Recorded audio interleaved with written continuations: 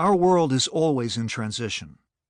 But there are historical moments when the death of the existing order and the violent birth of a new one create extraordinary turmoil. This is one of those moments. The United States remains the world's only military superpower, but costly, ill-conceived nation-building projects in Iraq and Afghanistan, and the inability to resolve more recent conflicts, leave Americans cynical about the value of U.S. power and reluctant to test it anywhere else. The great financial meltdown of 2008 led some to question whether the U.S. economy still stands on a firm foundation, and in the years that followed, stock prices recovered, but the U.S. job market did not prove quite as resilient. America's allies in Europe, the Middle East, East Asia, and elsewhere now question the strength of Washington's commitment to the global responsibilities it claimed for itself in better days. Rivals and adversaries see new opportunities to test American intentions. In recent years, emerging powers like China, Russia, the Gulf Arab leaders, India, Brazil, Turkey, and others have proven that they can reject U.S. leadership where it isn't useful for them and extend their influence within their own regions. Yet governments in all these countries now face complex domestic challenges, leaving them unwilling and unable to offer a real alternative to that leadership. The U.S.-dominated post-Cold War order has come to an end. We now live in a world where no single power or alliance of powers can offer consistent global leadership.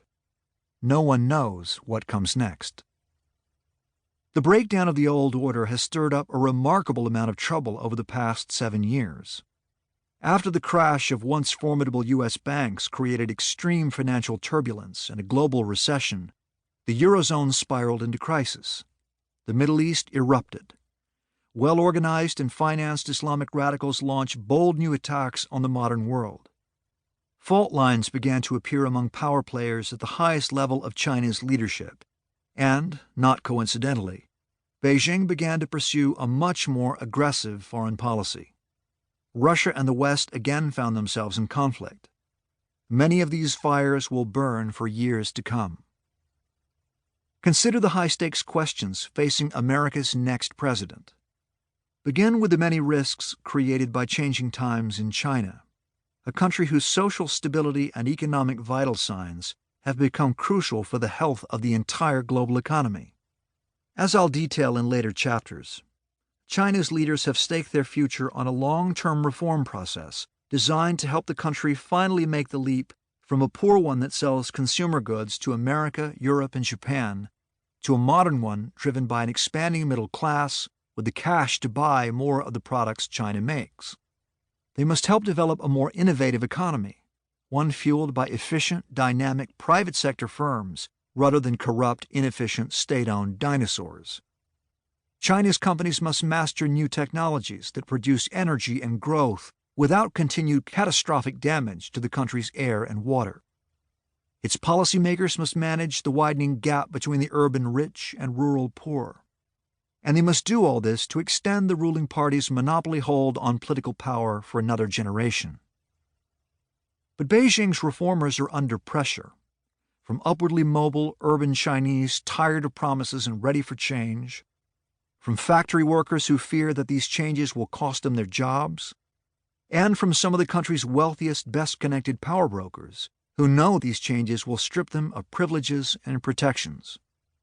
In response to these pressures, President Xi Jinping has launched an ambitious anti-corruption campaign that has already taken down some of China's most powerful people in order to push aside opponents of reform and to earn greater trust from a cynical Chinese public.